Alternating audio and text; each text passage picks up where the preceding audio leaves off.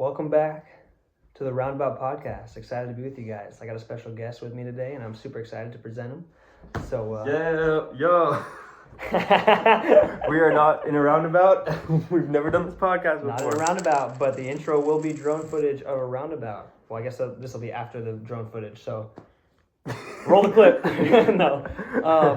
This is the first test. I think I'm going to upload it anyways, so. Perfect. You're getting some raw-ass footage from both of us. And that's what it's about, right?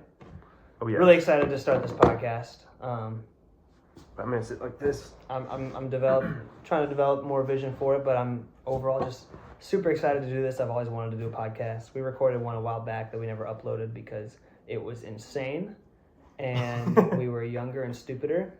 Now we're older and stupider. And still insane. Very insane. We just ate some tater tots. It was great. And there's two cats sleeping together on the chair across from this table. Both male, I should point out. Both male, gay, brothers. Very homosexual gay brothers. Like we're not really into that gay incest. No, but we could kiss. We could try it Another time. Next 100 subscriber special, we'll be make crazy. out live on camera. That's the I type will of get disowned by my parents. You know when people like promise things if they get enough views or like that when I would be 1 genuinely million. I would be scared that would happen. You've kissed all of our other friends, but I've kissed had the 3 pleasure. men in my life. I kissed one of my ex's sister's boyfriends in a Truth or Dare. It was the first guy I ever kissed, and it was a very quick like peck kiss, and it was nothing because we weren't gay at the time. Did you like it? No. Is the correct answer. The kosher answer. Yeah, the kosher answer. You guys like feet? Here you go. That's probably not good for podcasts. But no, it's a rule of thirds. As long as they're on the furthest third. To right in front of the camera. At least I got socks on. I no raw dogs. That's on the Patreon. But it's the same podcast, just the shots adjusting our feet are out. What does that say? Approaching with your order from Ivy. Nice. Some snackage. I didn't have anything to say. I kissed 3 men so far. Yeah, okay. There's a great way to intro. I kissed 3 men so far in life. So far. This is your gay body count. Gay kissing count. Gay first base. He's pulling in. Let me just pause it now. Beep boop. Anyway, I can turn up the exposure because it's like dark. I mean, the mood, the lighting is maybe. I like it. We did it like this on purpose. Yeah, this is We good. do like this on purpose. We like the mood lighting. Do you want this to be like do you want me to drive us in a direction? Because I have a couple of Go for it. thoughts. Okay. I've only said the one person I've kissed so far, so I still got 2 more. We have to finish. Okay. Oh, you want me to finish that first? Finish the thought? You have to We're wait gonna till be after the ad read super... to hear 2 and then... Yeah. You have to subscribe to the Patreon and then make sure you watch the ad read. I can tell if you skip it. And then you'll hear the third one. No, the second one was some guy from church, which sounds terrible. Not Catholic. Not Catholic. I'm a Christian. Church. Hold on, the camera's like way off. Let's just turn the books a little bit. Better? Yeah. Yeah. Not only are you a gay slut, you don't even know the dude that you kissed. I do. I know his name, but I'm not going to say it because I still go to church Some there. dude. Yes. I don't think he remembers it, though, apparently. Oh, was he drunk? Nope. I'm kidding. No, he was not. Definitely sober. The third one was Anthony. Anthony at the bowling alley. You guys have been together how many years? Since 7th grade, when he threw me in the dirt because I was following him around and teasing him and making fun of him, and he got really mad and he chokeslammed me into the dirt outside the So you always playground, and then we were friends ever since. Anger issues. Yeah. Back when he was a retard. Wait, he's still a retard. Anyway, love you, Anthony. Go ahead. Okay, so. Those are my 3 people. That was so boring. No, it's better than. I don't think I've kissed a guy. Really? Yeah. I'm not gay. Okay, so this is what I want to talk about tonight, or just to you. Yeah. To all of you. You guys okay with my feet? Well, that's fine. You should do it. Yeah. Who cares? I'm on a generational crash out, bro. What does that mean? Genuinely. Generation. This is pent up 40 years of. All of my ancestors have been leading me to this point. No, no, but like, So I've been recording voice notes about how I feel every day, just like a little daily Oh, journal. that's good. It's like journaling, but Yeah. with your just Except talking. I'm now I should saying do out that. loud I'm an external processor. all my psychotic thoughts, and I'm realizing that Oh. well, because like it's very much the last couple episodes, like it's giving Manifesto. He likes anime. It's legit giving Manifesto. Like, okay, hold on. What do you say? It started out with me just kind of dipping my toes and be like, man, I guess I feel this way. I guess this is this, and I'm at the point where it's like, you know, the deeper I get into each thing, the more I'm like, yeah. Oh, that's how like society's rigged to make me feel. Oh, that's how things are set, and not just. You're kind of separating yourself from like social where it comes down to when I say what I basically. feel out loud and what I believe and what's true for me. I'm realizing how much I'm in contrast to all the people around me, and that includes like friends, family members, like everyone. And I'm not liking that feeling. Well, you definitely are not meant to be isolated. So right, but I'm feeling isolated because even when I get around people that I know, their perception of me, the person I can tell they think I am, I'm like, these are not matching up. Like, y'all don't really know me. Bro, those tater tots are so good. Sorry. No. Well, okay. What kind of like? So okay. Can you give like There's one or probably two not going to be an easy way to understand, like explain all this on the podcast. It seems really complicated. Let's say since 2020 or so, I've been on like a deep dive into like, I shouldn't just say alternative history, like true history, things that haven't happened, kind of with that politics, kind of with that religion. Like I've basically been testing and whatever everything, and like when I go into something, I go in deep. Yeah. And pretty much. Well, that's probably good. Every single place that I've like tested or tried out, I've not ended up at the place I thought I would. Interesting. Like I feel like one of those like 40-year-old like insane like conspiracy theorist guys. Yeah, I get you. You're like, wait, how does no one know this? And it's not like even like incorrectly the institution. And you know when people get in like echo chambers and it's like this is all they're watching, all they're consuming, so they think it's all true. Those are dangerous. And I'm like, I'll Those watch. Are very dangerous. I have like on my like food pyramid of like a little bit of conspiracy, a lot of like other mindless content. Yeah. But like I keep my content like varied. Yeah. And I also I talk to people and like I've tried to kind of like just make it like where it's not. You've always been someone that wants isolated. To hear everyone out. As long as I've known you, you've always been someone who's like, I want to hear the right-wing extremist and like Fauci, level, I and like want to hear what's people that are like on both sides and everyone in between. You've never been someone that like picks a side and sticks with it just because that's what everyone else does. You've never been that type of person. And I feel like this is funny because so my brother one time texted me and he was like, it was when he was in Africa. Real story. Jaden is one quarter black. I'll tell that on the next podcast, whatever that is. Sorry, I'm getting off topic. No, you're good. Jared texted you. Who? Jared, your brother. Oh, bro, not the me. Story. Right now, he texted me. No, he was like praying for me. He's like, I feel like I got this phrase for you, like, I think it was from God, whatever. Like, test it, see if it feels right. And he was like, got the phrase "seeker of righteousness." And I was really digging into that and like thinking about it. And I was like, yeah, I think that's like really correct because to me, seeker of righteousness is like, how do I live rightly on the earth? Like, how do I do things? And I used to think as a kid, like, how do I do things the right way? And I was such like a rule follower, and I would be like harsh to everybody else because I was like, they need to follow the rules, and I thought that's what life was about. And it's like that same mainframe and that same focus on like, okay, how do I do things correctly?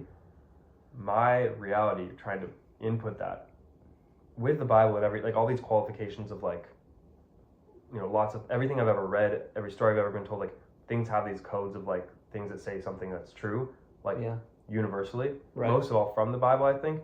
And when I come down to it, I'm just like, I don't know if there's a way to be righteous in this current system. And system, I mean, like, there's lots of things you can kind of like, there's like mental systems, there's like emotional systems, like ways that people all feel and act. But like, the deeper I get into Christianity, it's like leading me out of Christianity. The deeper I get into God and Jesus, it's like leading me out of the traditional ways that people think. Like the Western view of the Bible and Christianity and church and all that. Yeah, and it's kind of like, oh, Jesus didn't really want to set any of this stuff up. And I think what's been holding me back for a while, there's been this, and I can tell it's probably like... I think there's a lot of things that are correct, and I think there's a lot of things that aren't. For sure. Well, and obviously, like, I wouldn't speak for all churches or, like, speak against all people. I think... No, of course not. I think anybody wanting to follow generalizing doesn't God really is amazing. Work. Yeah, I guess. And he uses all things. He turns all things Yeah. for his kingdom and for his purpose. The thought that entered my brain is just like if God on like some level, it's like if our spirits are perfect and we're trying to be perfected to be like Him, that means in a sense all of our imagination of who we think God is in the moment is just what would the best version of me be ultimately. And thinking about that, it's like, oh, anybody that's on the path to try and be the best version of themselves and try and not attain Godship but be one with Him, like have no more of their like their ego attached to them by the time they like reunite I mean that is ultimately time like that's what I think that's a really worthwhile thing to do. Yeah. So I'm trying to do that, but as I do that, and there's like other stuff like ties into making music. Basically, the deeper that I like. Okay, so we're back. Probably, and we can just cut it in from. Imagine the 4K really does, and it's just down. Like, it's like significantly, and 30 frames. Yeah, it's okay. I guess it doesn't matter. It's a test sure podcast. It'll be fine. Podcast 1 for test. Shoot, so where were we at? Back to the crash out. Yeah, back to the crash out. Okay, I guess what I'm saying is, and I'm just talking about having a son, and I'm gonna talk about music because they tie into this. Yes, do that. So, I mean, for anybody hearing this, we haven't really done a public announcement, but this is probably gonna come out in a while or I not can at all. cut this if you don't want. No, I mean it's part of it. No one's gonna see it. Me and Cherry, I'm not gonna go and like show this to everybody. I actually want this to grow organically. My one of my biggest things that I don't want to go and like tell everyone at church like, hey, listen to the podcast, because then it'll just gain like 50 random subscribers and then none for like. Yeah. I just feel like that's weird, and then like the only people that are watching are people that. I don't know. It's like the calf know you, but not really. It's like I would rather people find it and be like, want fans who I want like to be there this, just for this. And so I subscribe because I like this, not because you don't want asked me somebody to suffering subscribe through it because they know you. And they're just never, I get 50 subscribers and 6 views. Yeah. It's like I don't want that. I'd rather have 4 subscribers and like 10 views. My biggest fear about music is 50 subscribers, 6 views. You are way better at singing and music than you give yourself credit for. Oh, well, I appreciate it. Of course. So I'm having a son. Me and Cherry are having a baby. That's freaking amazing. Do you have a name yet? No. Okay, cool. That's okay. I like Nomad, but I'm also probably gonna name my Nomad's album probably not I don't know if you're probably naming not some Nomad. Charity likes Ezra, so it might be that. But Ezra. Basically, I found out in August that we're having a son. I'll be here in March or April. And basically, you know how like people do the thing where they like freak out when they find they're having a kid, especially guys, when it's like, because it wasn't like specifically planned. Like we knew we wanted to start having kids at some point, but like we weren't trying. Like it wasn't on purpose. Yeah. And some I remember you told me you're like we're not trying not trying to. to not not trying not to. You're not like avoiding it. Yeah. We're having sex. We are having sex as a married couple, a biblically married couple. Yeah, so sorry. No, we're having a son, Nomad. Sorry, I'm not trying to derail it. No, you're good. The thing I was gonna say was that most people, when they find out they're having a kid, they lock the fuck in. They're like, all right, we need to like get our shit right. We need to get a house or whatever. Like it's time to like be an adult now. I'm gonna work my hardest and do all this stuff. And I locked in a different way. The first thing, I was gambling. Yeah. Hitting those slots like hey, no. If it's all black, we get a house. No. Yeah, if you luck out. This kid's either gonna be a millionaire or on the streets. Or we'll be living in Fridley. Actually, and that's where I grew up. I know. Okay, yeah. That's where my coworker lives. Yeah. Love you, Devin. Basically, I'll see this. Actually, now that I'm thinking about this, I totally locked in for gambling. In a way. Hear me out. You talking about gambling at life? Yeah. Or gambling at the casino? Well, I just said the whole thing where I was like we're either gonna you're gonna be raised rich or you're gonna be raised not at all, and I'm making that choice right now, or that bet. Yeah. Maybe it's not that intense, but yeah, I got you. Basically, where I was at then, I was finishing up this project. It was just seasonal work. I was working 12 hours a day. I was working hard, so I was like, all right, we're good. I'll just keep. You're talking about the one in the summer? Yeah, I'll keep staying locked in, and I'll just do the best thing I can get until the kid's here. I'm amazing. Yeah. Put away money, save it. So I started saving a little bit, kind of for the first time ever. It was actually pretty easy for me because I don't enjoy watching money leave my account. I do. It used to hurt. Now I I don't spent really care. $1,000 on this mic and the drone. I mean, we're Hey, here. I think it'll be worth it. It's an investment. Cut to drone shots are sick. Yeah. Drone shots, that's good. But basically, because I don't want to take too long. No, go. We got time. Talking my own ear off. Talk, brother. I want these podcasts to be long. I don't want like a freaking 30-minute podcast. I want like hour plus. We want like a girthy podcast. Yeah, I want with a lot of meat on it. In it. A lot of meat in my podcast. Would you say the meat is on it or in it? In it. The meat is it. It isn't the meat. It is meat. Yeah. The Boner Podcast. Okay. Remember when we... So Nomad. Like that YouTube video Boner Gun? What? Boner Gun, remember? I've never seen Boner Gun. No, you got a bonus that we were calling your boner. Because you're getting a huge... Remember? You're getting a huge bonus when you started calling it a huge boner. And then you wanted to buy a gun. Oh, I did want to buy a gun. My dad so said I shouldn't. He thinks that gun. I'm not mentally stable enough to buy a gun. So I decided that I was going to wait until he thinks I'm mentally stable enough. We love the voice of reason, and I have learned, if there's anything I've learned from listening to anointed pastors and people in leadership that have had a lot more life experience than me, it's please listen to your mentors. They will guide you to make decisions correctly without learning the hard way. Yeah. And I'm really trying to do that because I tend to learn the hard way. Yeah. I like learning the gun thing. You don't really want to. Yeah, learning the hard way. Well, my mom's best friend when she was a kid, his name is Jeremy, which is my second first name. He accidentally shot himself with a gun when he was 17 because he was playing with it. So and it's not even the suicide thing. It's just like no, it wasn't. And like I don't. Yeah, it wasn't a suicide. It was definitely an accident. Yeah, well, that's what I'm saying. It's like another reason so it's like not to get a gun until you know there would never be. I never knew the person obviously, but like that's a very like.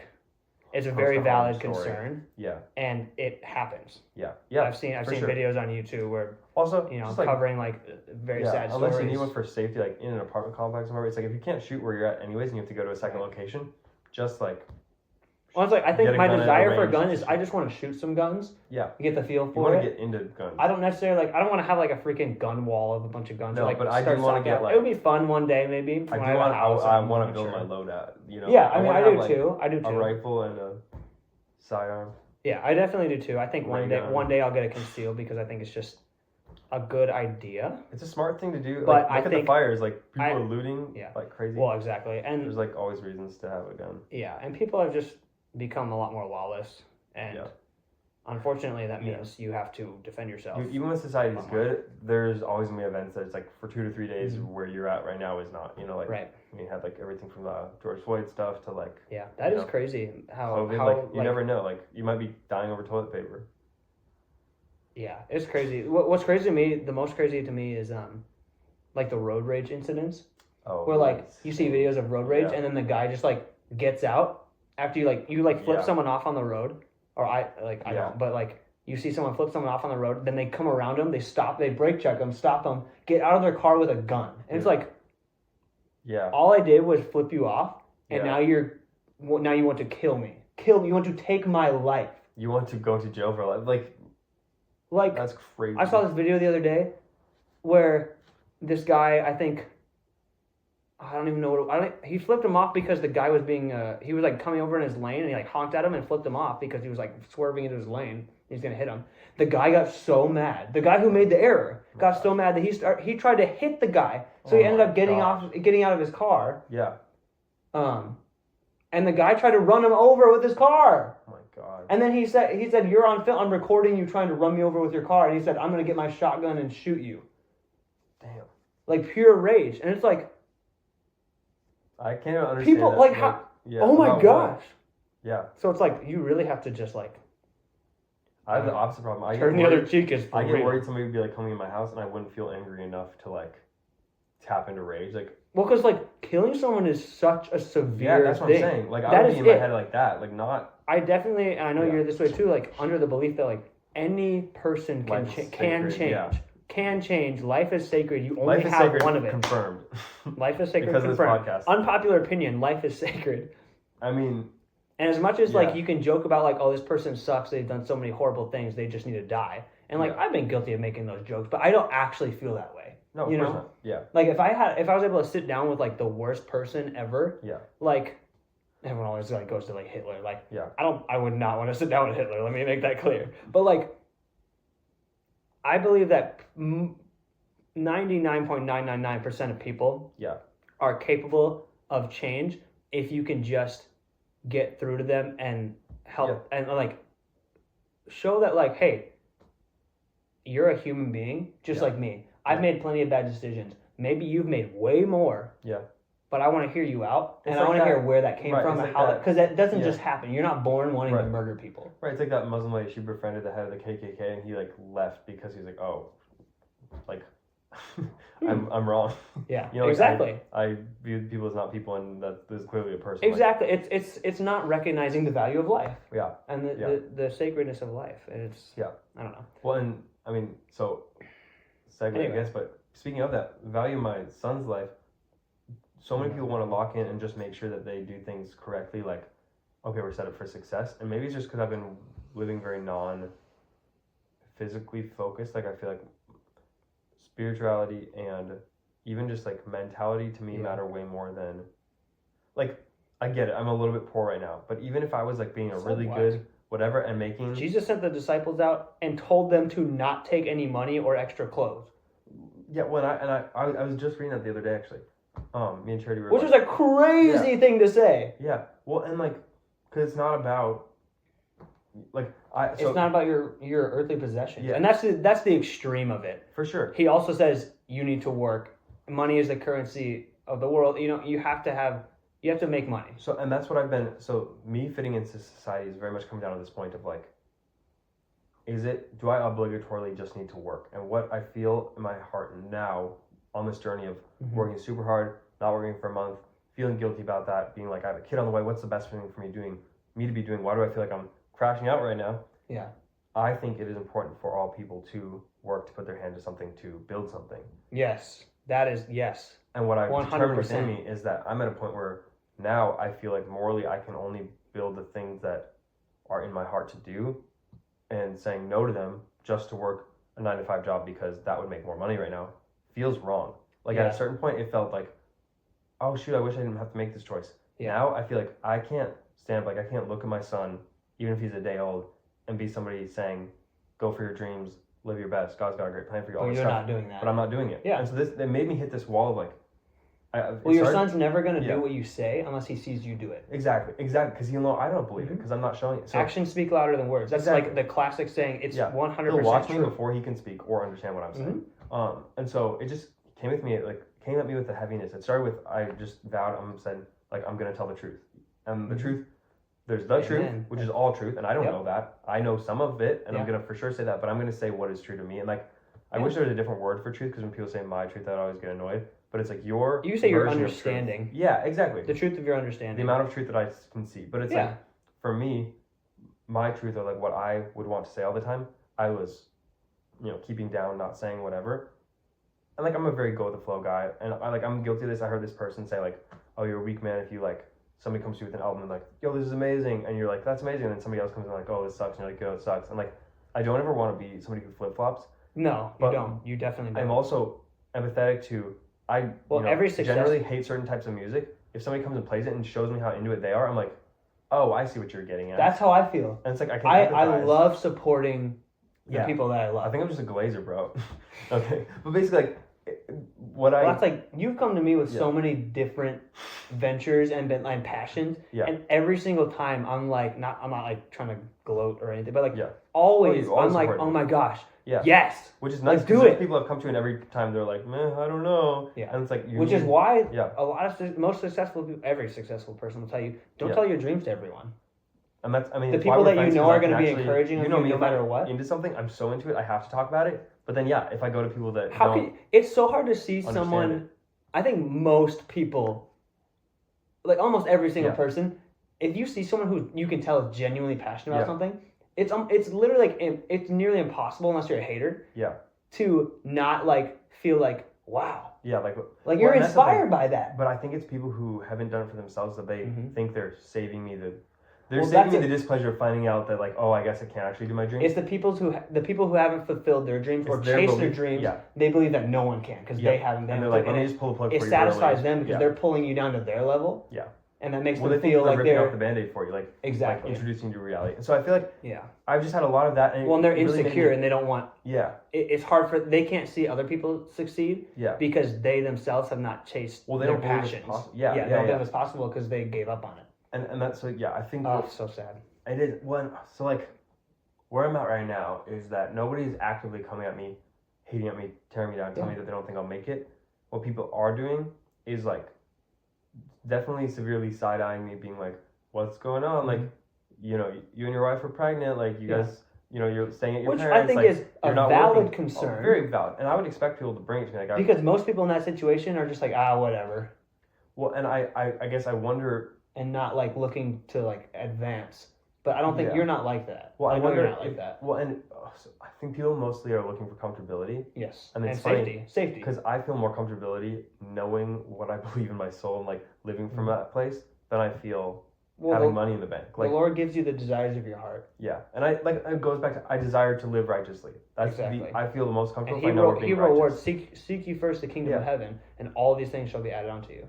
That's what I'm trying to do. That's the easiest. The Bible lays it out so simply. Yeah. Once you understand it in the way of like, oh. Yeah. And you have to have faith. You have to have faith to do that. Yeah. But like being like, all right, the Lord said if I just seek Him and trust Him, I'm gonna be all right. Don't worry about tomorrow. Today has enough to worry about. And that's the crazy thing. So like, me and Charity have been talking a lot about like the story in the Bible. It's like manna from heaven. Mm-hmm. If they gathered more than was for that day, it would mold the next day. Yeah, and that's why you have to trust God every day. The only day you could gather extra was on Saturday because of the Sabbath. Sunday, you weren't allowed to gather. And like that was the day that you worshiped the Lord. That's crazy. Like the fact that like you know the bread would do that and stuff. And I feel like there's been a specific thing where if I take what I need for today, like and I trust that's what I need, I get through it and whatever. If I assume I need way more stored up, that's when I get stressed out and all this stuff.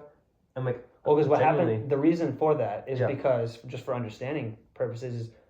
It's not that you're not supposed to prepare for the future. That's not what he's saying. John Bevere says this really well. He says, plan like this he's kind of in another subject. He's like plan like the rapture is 1,000 years away, but live like it's tomorrow. Okay, yeah. So you're living as righteous as you can, and we all make mistakes, but righteousness isn't. Being perfect, righteousness is trying.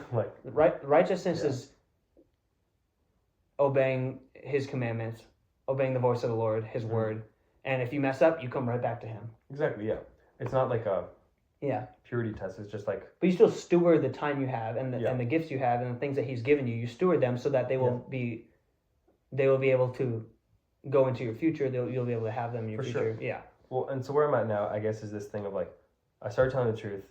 That made me like literally in some senses like get in fights with more people just because like I get it. Somebody would be like, oh, do you like? They would say something. I'd be like, I don't really see it that way, and I didn't need to insert myself every time I hear something. But like when somebody asks my opinion, when it's direct, I usually would just like kind of bow out. Now I've been actually saying it, and like it's interesting. But all the people I've talked with, I'm close with now because we were able to have that. Like one of them literally was my brother. Like we've had a couple conversations that like, oh, that didn't go the way I thought it would, or would have before. But it's because I stopped chickening out and like not telling him what I actually thought. Mm-hmm. And I'd rather have a relationship with him where we can have conversations about what we really think. Yeah. And be opposed and still stay brothers and still love each other. And then, you know, like, I think down the line that gets you to a better place. So all that to say, when I determined to live righteously, when I determined to tell the truth, it kind of gives you less outs in life. And I feel like... Yeah. Oh, dude. Yes. I'm at the point where, like... I totally want to say something. With working with a job. So I haven't worked in a normal job where I have a job. For right, like a consistent job. Yeah, I've done some weekends or other... Has it been a month already? Wow. And, like... That went by quick. It's Christmas, too, and New Year's. Oh, yes, duh, all the holidays, So there's, like, kind of a couple weeks I would have had off anyways. Happy but, like... New Year. All right. But, like, I've fallen behind enough to where, like, looking at my life from the outside, you're like, what are you doing, bro? Like, you right, yes. It looks from the outside like you're starting to... It looks like you're falling behind or regressing, which is not the case. Like, we're living with Charity's parents. Like, there's enough family around. Like, both of our families are close. But, like, there's enough people around who are kind of like, what are Jaden and Charity doing? Like, and, you know, trying to explain like some conversations kind of where our. Let me turn that feelings are. around though. Look at what God is doing though. He's But that's what I'm providing. saying, yeah. So you don't have a Literally, job right now yeah. because you haven't stepped into, not in a bad, God has a timing for everything. Yeah. And right now is a time that I think He's having you do a lot of thinking and preparation in your mind, so that when it is time to go and hit something, you're going to be able to. You've already processed it all, and you're ready to go. Like that's boom. the difference of like what gratefulness is. And so He's put the people around you, like Charity's parents, your parents, that you can Yeah. stay at either houses, so you don't have to worry about rent. You don't have to worry about. Right, so I can literally just go forward and do like my parents. He's literally providing for you. My parents while you're worked in their whole this life season. so that they would be able to give this to me. But yet, and this is the second point I wanted to get into, which is I heard somebody say that like Asia, a lot of their cultures are shame-based cultures. We were talking about that earlier. Yes. Our culture is a guilt-based culture. I heard somebody say this today. Yeah. And breaking down that idea. Explain that. Yeah. Basically, the blessing of God that I've had family members and people come around me so that I like literally they've provided me the platform so I can do this. Right. If me and Charity were in any risk of being homeless on the street, not provided for, not having food and stuff, my life would look very different right now. I would be doing the best possible thing I could for my family. Yeah, which in that situation would be, hey, I gotta go get a job. Exactly, and I've been there before, and we've done that. Mm-hmm. Where I'm at now is like I've been given the shoulders of my parents to stand on. Mm-hmm. Why would I like bend down? Why would I get off that and try and build my own thing from scratch? If I wanted to be in the same position, it would take me like 5 to 7 years. You're literally rejecting the provision of God and the environment that you're in. It would take me 5 to 7 years to make enough money to take this much time off to focus on this stuff. Yes. And it's there for me if I'll take it. But the thing that makes me not want to take it or makes me feel like, oh, we need to get our own place before the baby gets here, all this stuff, is literally just guilt. Like, they worked their hardest their whole life. I need to be working my hardest. Guilt is not from the Lord at all. Not one bit. None of that. Well, and guilt and shame are like the lowest resonance, like frequency emotions you can feel. So like you're literally pulling yourself, like you're slowing your body right down by feeling these bad things. And like the slowest rate of your body is death. And like certain parts of your body not vibrating at the right frequency is cancer. Like all these things physically interrupt your body. And I feel like I'm not a person who has the easiest time staying in hope and joy and faith like I should. Well, I think especially most people could say that. Probably. But I also don't wake up feeling like meager or depressed or whatever. It's just when the first thoughts of the day that hit me are like, you should be working, you should get a job, whatever. It's all this stuff, and it never hits me like, that's why I decided to do that. It's like in me, it's like peppering me.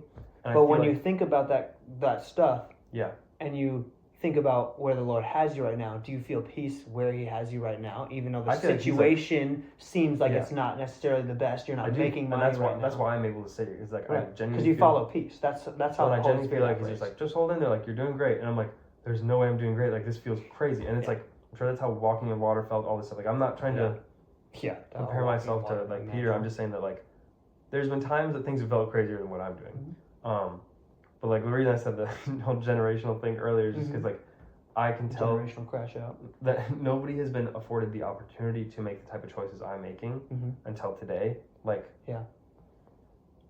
literally like the ancestors on my dad's side were slaves a couple generations back. Like his dad went to prison for his whole life, like under false allegations. Like really, he had like mental problems all his life and basically couldn't get help or like didn't receive help in time. So like I've had all these like groups of people where it's like they tried their hardest and it kind of like broke them, and then and on my mom's side like kind of same thing. And both my parents are great, and I think that there's just like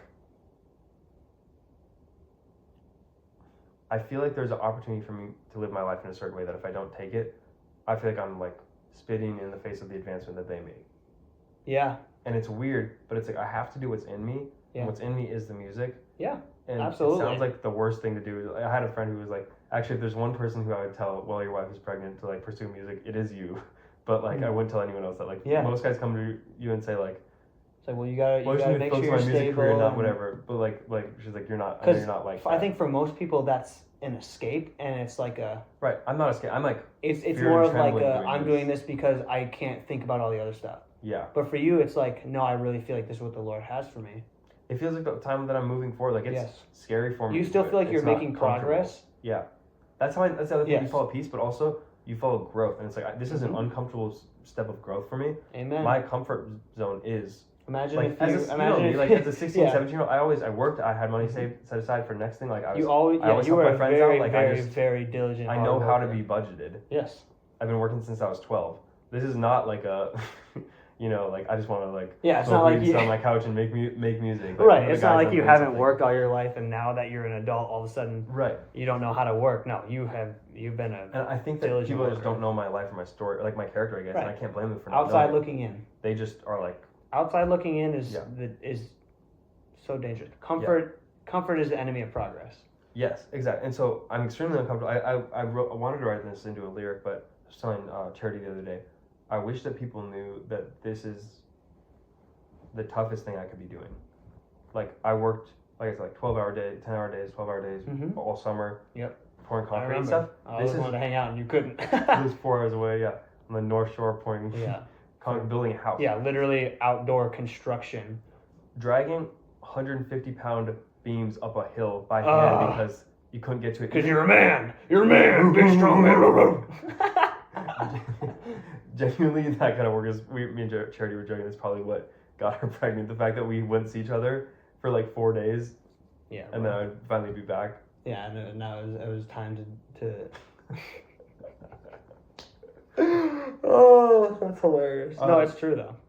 But anyways, yeah, I'm glad that I got some like masculine like in all summer. It felt great.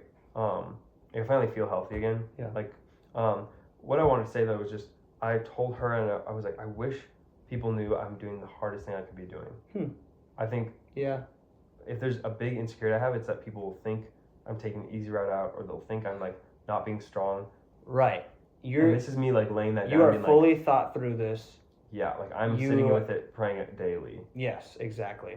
And then I also from get the outside fear looking in, people can't see that, and you know what? They're not going to. Well, and then I get the fear on the other end that, like, especially from Christians, like, I'm not making a worship album, like, I'm not making a Christian album, like, I'm gonna be swearing. So like, you're doing Carrie all this, Underwood, Tori Kelly, Rascal Flatts, all these people that are definitely Christians, but they make music outside of the Christian sphere. When I'm like, if I call that your job, like, are you pouring Christian concrete? Like, do you have a Christian concrete? business? That's like, so funny. There's so many different things you could be doing. John if you're doing teaches that really I well. believe if you're doing the best job you possibly can, that's the closest to a Christian business you get. If you don't care for your employees, if you like, I'm gonna be the best musician, singer, songwriter, whatever other things I do and will be.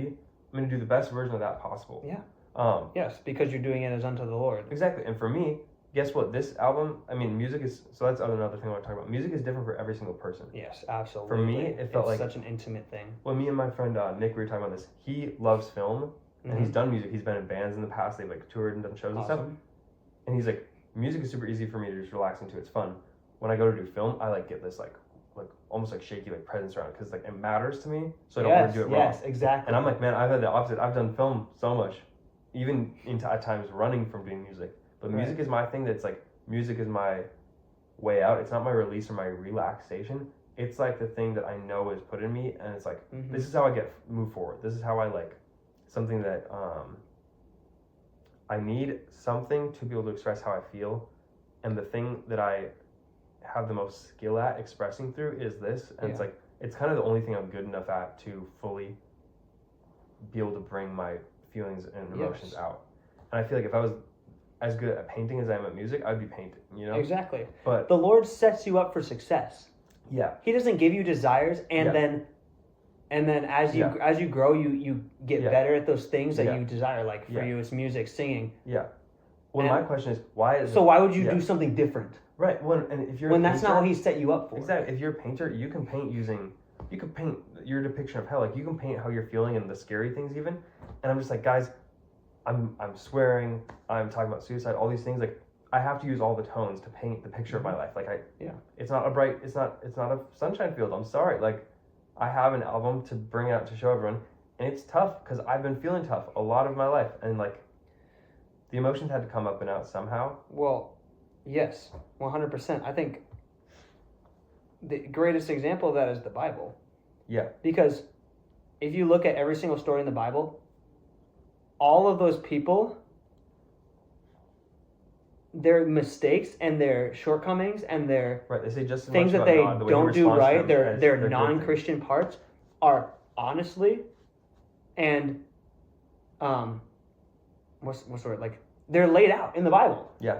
The Bible doesn't just they're included. Yes, they're completely included in a blatant and honest way. Yeah. it's not, the Bible isn't just full of stories of people that do good things only. Yeah.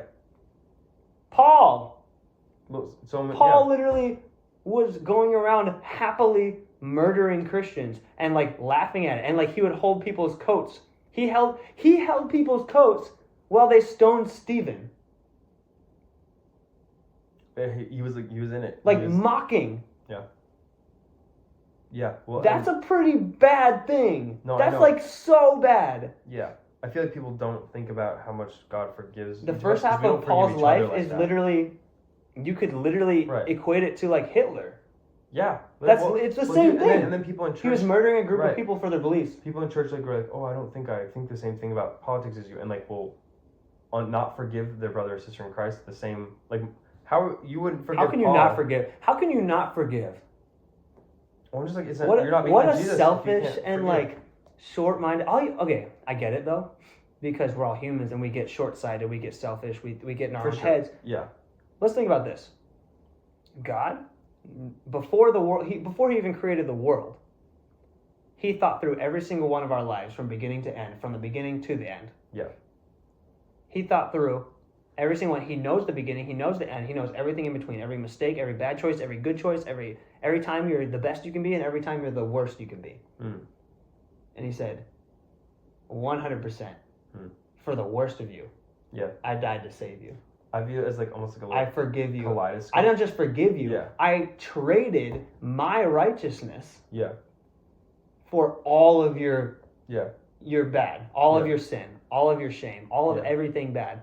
No, I feel like him looking at our lives before we're born, it's like looking at like a little kaleidoscope or like a little ornament, and he's like, if I shine my light through it, these are all the different ways it's going to reflect. And it's like, you know, thinking about Christmas, it's like, I want that on my tree. And I feel like with each of us, when we let him shine his light through us purely, we're this beautiful reflecting thing. Like we bring beauty to the whole sphere. Absolutely.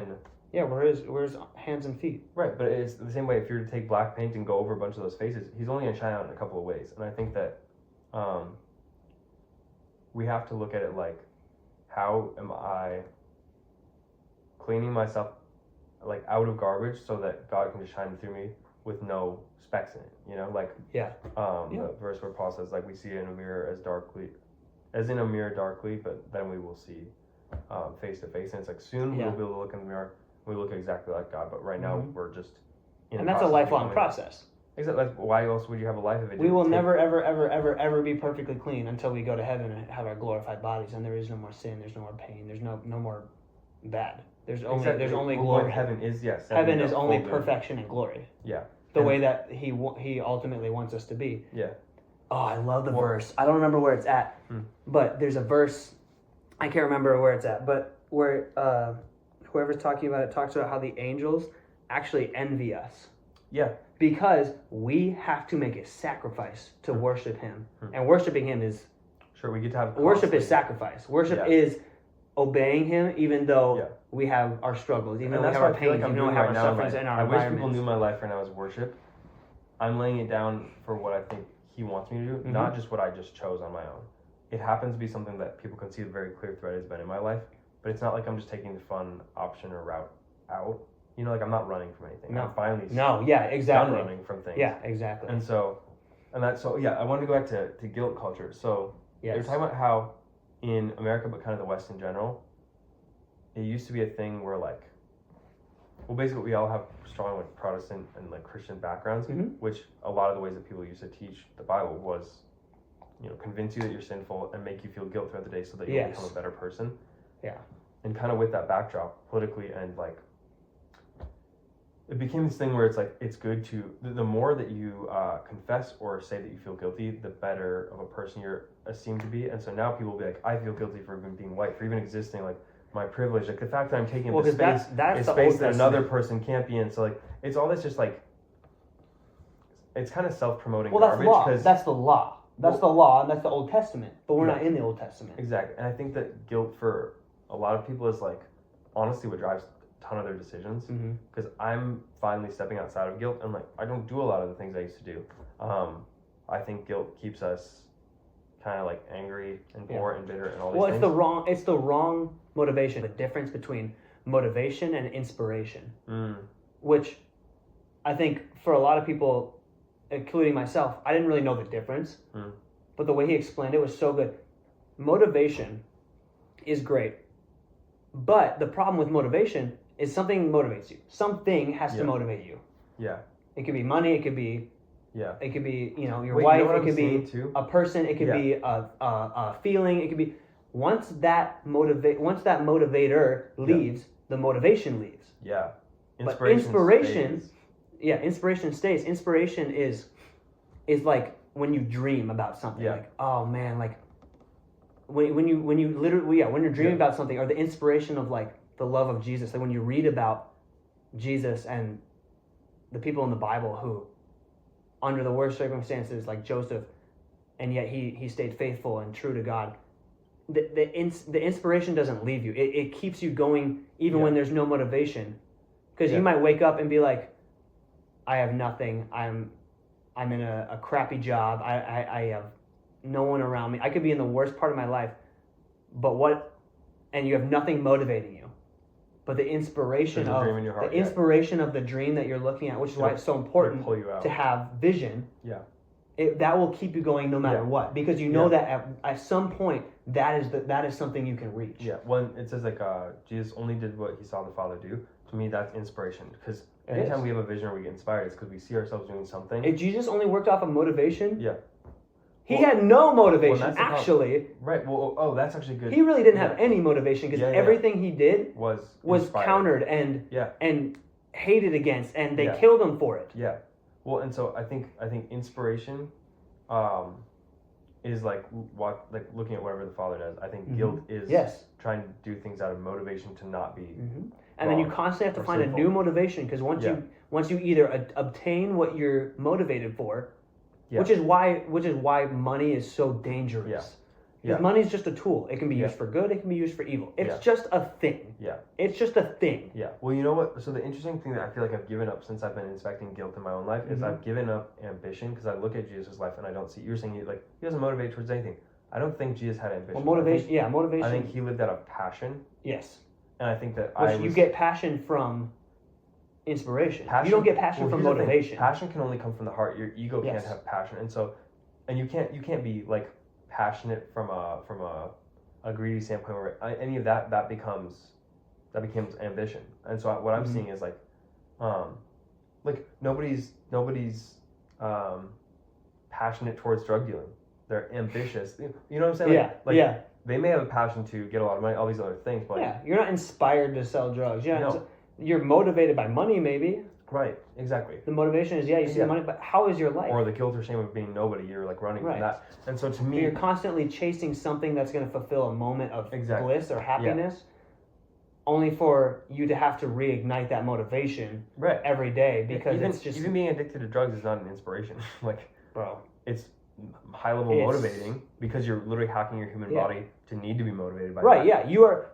Crack addicts and, drug addicts are motivated, highly motivated, to obtain that drug again. But they'll probably because as soon as they don't have it, inspired for another day in their life as long as they do that. So where are they going? Nowhere. Right. Well, and so I feel like as I gave up ambition and as I leaned into not being motivated but by being inspired, and I try to live out of my passions, there's nothing that's going to be wrong that's coming from living out of my passions. And one of those really is music, but also understanding my place in all of this to the level of I don't want to just work a normal job, get a normal house, have a mortgage, all this stuff. Yeah. I used to think, okay, that's fine. Hopefully there's more in me than that. But that's a good life. As long as I treat my wife well, all these things, I was that's living for God. As long as I put my hard work in and I respect my bosses, there's all these things. It's yes, I should be doing that. As long as I do those and just have a good life and a house and a mortgage, then I'm good. And I'm at the point now where it's no, but if God has this book written about me in heaven and he says what I'm going to do, and he's showing me those things and telling me those things, if I run away from that for just a normal life under the guise of I'm still working for God, that's not right. No. And I'm realizing now I can't just live, I can live a humble, simple life, but that humble, simple life may look like traveling all over the world.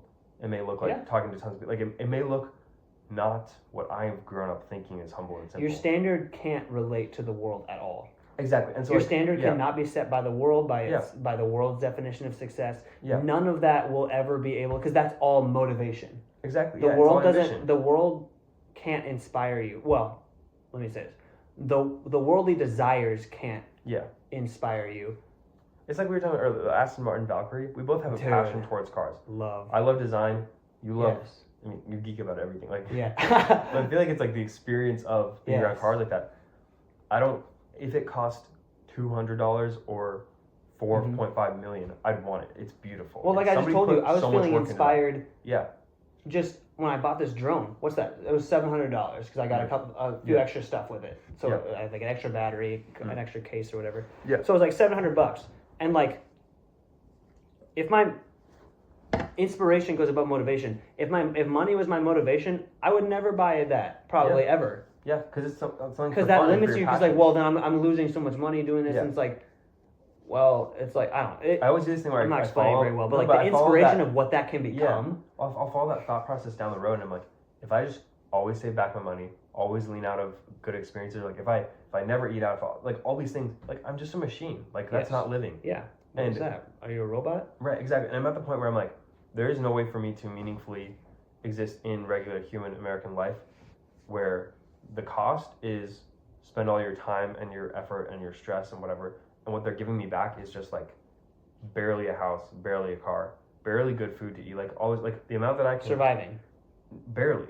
Like yeah, I guess Surviving versus thriving. Yeah, exactly. And I What used to think, what is success? What is wealth? well, and this is the guilt system, is like it tells you that as long as you're surviving, you should just be grateful that you are surviving. There's lots of people not surviving. It's That's not what the no. Bible says. Right. Well, and The Bible doesn't tell you to survive. right, and to thrive, I think He to says like- you're supposed to prosper, well, and it's not even like a be fruitful, multiply. yeah. It's not even like everyone needs to have like money coming out of their ears, but like enough to get by and to not worry about it. Coming out of your ears.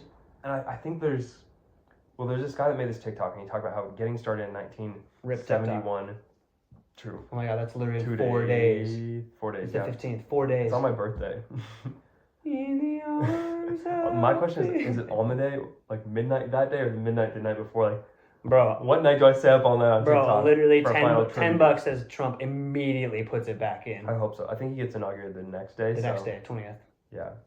Praise the Lord. Just hold on for that weekend.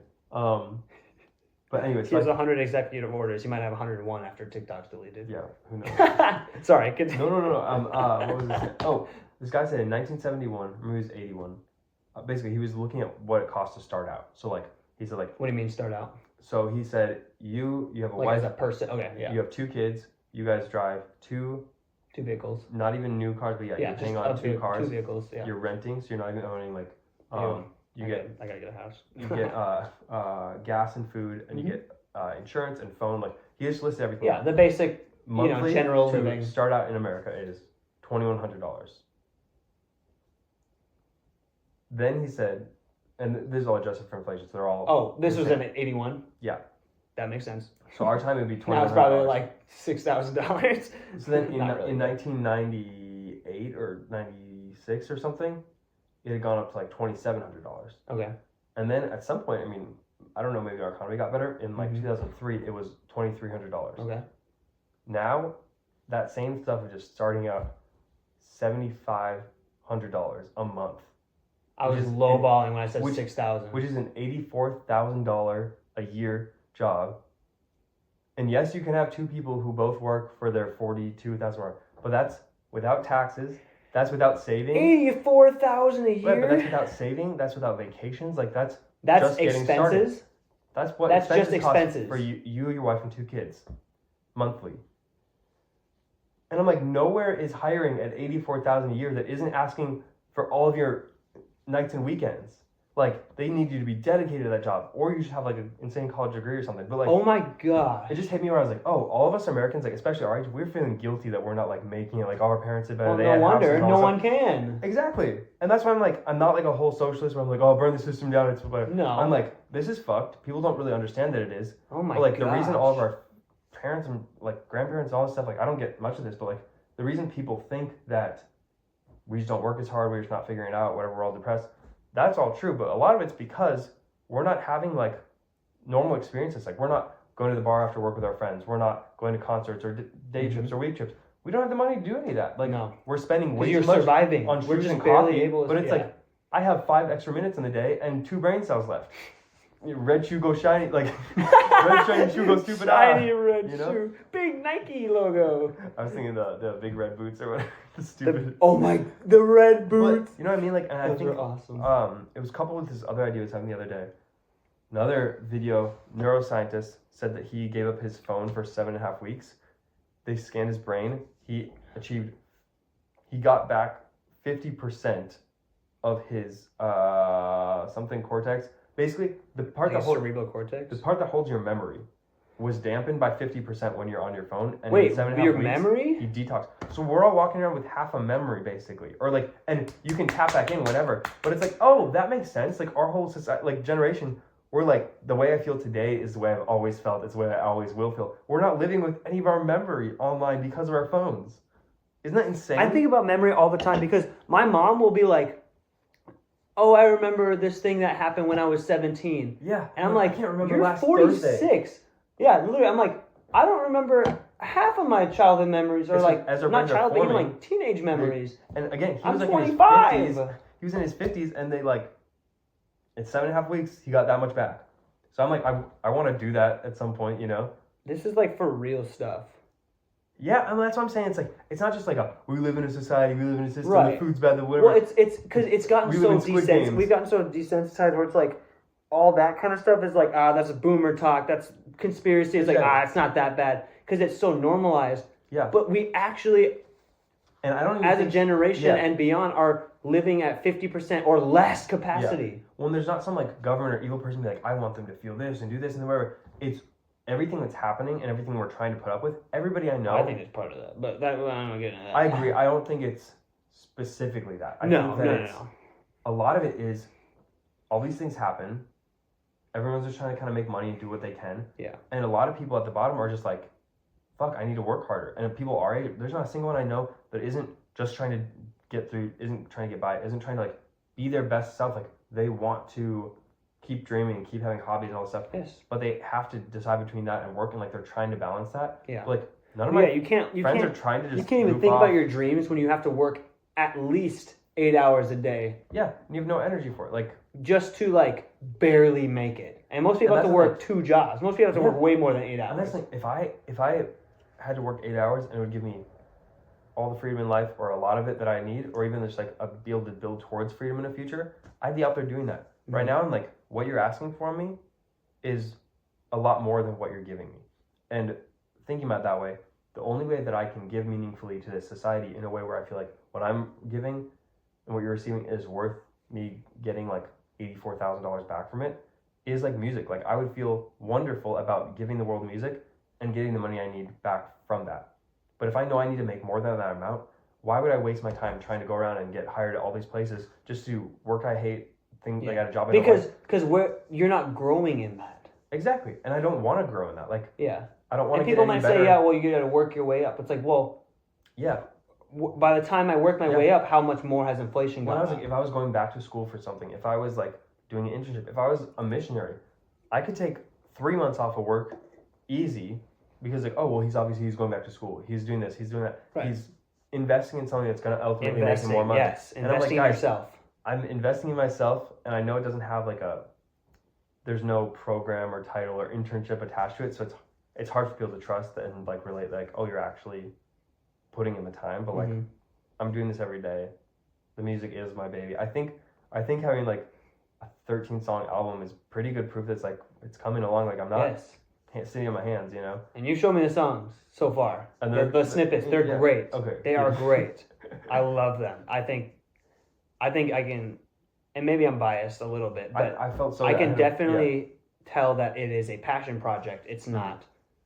It's nothing. Sure, it's nothing less than that. Genre. It's nothing less than that. It is the highest level of art that you can produce, which is a passion project. I really appreciate it. I had a friend say that he was like, "This is actually music I would like find and like and listen to," and that made me because I was like, "Oh, that's good." Like, well, even if it's not like statistically, scientifically, formulaically the best. Formulaically is probably not a word. Yeah. But like the best it could be according to science and popularity and top 100 Billboard. I'm sure it's not going to be Ariana Grande. Any person that goes to listen to a freaking typical pop song that doesn't have heart behind it because Yeah. it's from a label that's like you have to pump out this many songs in this Yeah. much time, you know. Yeah. Versus someone who's like, I might only ever record one album, probably more. I believe you'll probably sure. do more. But, But like, if this was your only album, it's how a passion passionate project everything I wanna say nonetheless. now. Yeah. It's Yeah. a passion project nonetheless. You have your 100%. full heart behind this. Yeah. You have your full passion behind this. You're inspired to Yeah. do this. Yeah.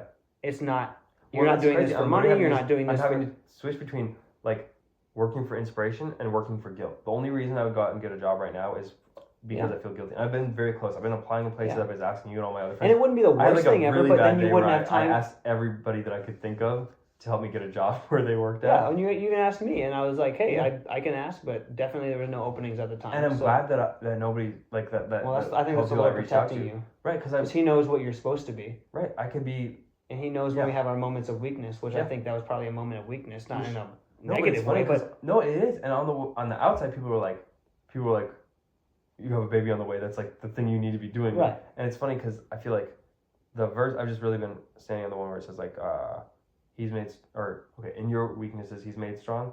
His It's strength is kinda made His strength is made perfect. And I'm In like, our weakness, His strength is relying made perfect. only on his strength right now. 'Cause That's a I'm huge. weak. Like I'm dampening all my. The weaker you all are, the my stronger abilities. He gets. All the things I can do normally well, I'm like giving that up to God because Well, that's he's what asking me childlike to. faith is. That's what Well, Jesus and- talked to us. If you don't have Yeah. faith like this, you can't enter the kingdom of heaven. And I feel Kingdom like- of heaven is Yeah. not heaven up there. Kingdom of heaven is Here. the way of life here. Yeah. It's Exactly. That's such a good it's way to say it. the Ron Carpenter Yeah. explains this so well. I think he gets it from Yeah. Dr. Miles Monroe, but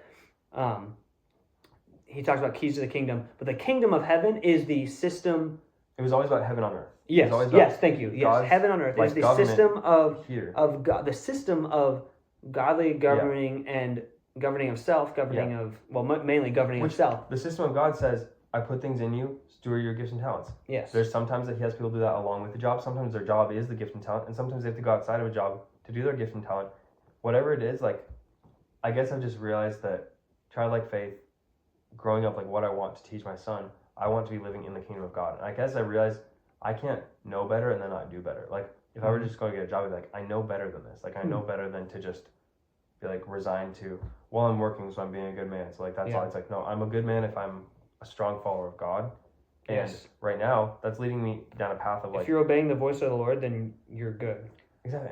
And That's it. Obey the voice of the I Lord. feel like people can't Keep his believe or can't commandments. trust that he would tell me to do this instead of work a job. Because beside most me. people don't listen to him. Because we're pregnant, but like, I want my son to be raised around me in charity, doing our best at like listening to God, following his advice and leading, and like fuck a house, fuck a suburban, whatever. Like all this stuff, I hope happens You'll have in an some house way. Floyd, not a suburban.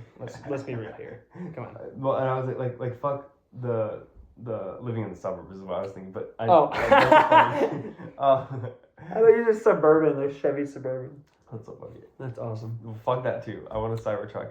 Hey. But it's like so in that way, I'd rather bet on God than just relax and be like, I I think know it how to tends to solve work this. out when you bet on God. Yeah, well, and like I realized like I'd just be relying on my own strength, my own understanding. My own understanding says you're having a kid, you need a job, you need money, you need a house, all this stuff. Work your hardest and get that. But like, here's the problem: I don't want a place in Minnesota. I don't want any of the cars on it that are on any of the lots that I'm passing. Like, I don't want more nights of like. Nissan Altima. I don't want company trips. I don't want to go bowling a single other time in my life.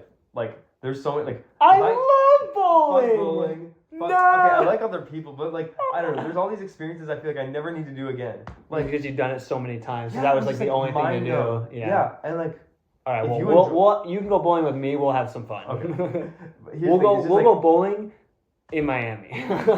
and like travel changes, but it's just like the same at the same place I've gone, my whole life. Can't do that anymore. Like there's so many things in Minnesota that I'm just like, Well, the Lord put. guys, yeah. I've been here. I've done this. You've always been a seeker of experiences, Yeah. and like not just experiences. Like I want to have fun. Like but new- like exploring. I think is a better way to say it. Oh, yeah. Exploring, If you get me traveling, out because you in the love mountains. to see new things, Yeah. meet new people. You Yeah. love meeting new people. Like when we went down to McDonald's. Downtown. Yeah. When we met with the what was his name? Terrence. Terrence, yeah. Terrence, the homeless guy. Yeah. The nomad. He's the OG Nomad. Jaden's son, Terrence Nomad. Terrence Nomad Zeal. That's so funny. That was so cool. Well, and like, Wow. That was just you sick. like exploring too, because like all your favorite stories of like your time past too is like camping trips, like Oh my rock gosh, dude! I climbing, love cave diving, like going all out in stuff, nature like, and just like yeah. doing fun like thrill stuff like Yeah. that. It's like you feel alive. We're made to explore. You feel alive. Yeah, we're made to explore, and because we were born into a time, which I believe is like God's timing, but like Yes. we're born into a time where there's not new land to conquer and explore and stuff. So it's like, so our adventuring is like new experiences, new ways of doing things, new life. Like, Yeah. and that's why I feel like for me, you know, people say like music is this, music is that. For me, music is a reality. And for a while, I could listen to other people's music. If I felt the same way I think that they did, I would be able to feel expressed through that. And I'm at a point where there was things I needed to express that nobody else's music was saying for me. So that's why I had to write my own music, because it's like I could listen to all these people and it's like, oh, like you guys get how I feel, but like there's just this like, there's just Well, yeah, it can be like, oh, I definitely relate to that. Yeah, and it's not like anything's bad. It's just like nothing filled me up the way. But that, it's not your words. It's not your exact heart experience. Yeah, and experience. Yeah. And so I feel like in a way, every life is unique. Every life, even though you might have similar experiences, you have the way that you perceive the environment around you and your experiences is going to be different than any other person. Even though there might be similarities, it's never going to be the same. It's unique. Yeah. Yes. Because that's how God designed us. And I had to get to a point where that's why we have all unique. That's why you can do retina fingertips and retina scans. Yeah. There's so many parts about every person. Yeah. That are 100% unique to you, and you will never match another person in that. Yeah. Because God wants to remind us that we are created as masterpieces. We really have a chain code. Like we're like. Yes. Yeah. Bro. We're thought out for sure. Thought out by the master designer. Yeah. The most loving creator, not just God who loves, God who is love. Evolutionary, there's literally no reason for us all to be different. Like the evolution mindset would be like, oh well, like we have to stay together in groups. The reason all people are like this is because like they're socialized. Like, you know, and those they even think about our bodies. Like we're all the same way, so that we all keep a group mindset. We all help keep each other alive. Why on earth do we need to have separate fingertips? God keeps us alive. Life only comes from God. No, exactly. Like, yeah, God is life. God is love. But like, literally, God is love. God is life. Let's not go into that. No. Here's my thing. For me, making music was like a reality shift, and like now, because I have seen a new place for me, my own personality, and like my own self to go. Now I'm gonna step into that, and now because I've stepped into that, the outpouring of that is music, and now the rest of you guys get to live in a reality where I've become that new version of myself and made music for everybody. And I think that you know what just hit me is when you do that, to jump off of that, is like when you do what the Lord has called you to do and what He's put on the inside of you, and you do it for Him. Yeah. He attaches anointing to it. So there's people that live and walk with God and are honest with themselves. But they're doing what they're called to do, and God put them in these situations. You know John Maxwell? Mm-hmm. #1 business guru of all time. He's not a pastor. Yeah. But he is a sold out Christian, and what he does this thing where he'll have business meetings and conferences. Yeah. And he'll say, here, the 4 things that are required for a successful business. He'll name 1, 2, and 3. He says, and if you want the 4th one, come up to me afterwards. And he'll dismiss. And that 4th one is relationship with the Lord, is God. God is your #1. So if you really want to know what that, he says that's the #1. He's like, that's actually the most important one. Yeah. And so his ministry is not pastoring from a church. He totally could, but that's not where God has put him. Yeah. That's not where God has put him. John Bevere talks about this guy. I was listening to one of his series. I love John Bevere. He explains so simply and easily. He's a great teacher. Yes, he's a great teacher. He was explaining, or he was talking about this guy that he knows who's a Marine. And he said he went to what's it called? Not Bible school, but seminary. Yeah. And he actually got falsely accused of like sexual assault. I don't know if it was assault, but like some kind of like fooling around with some girls.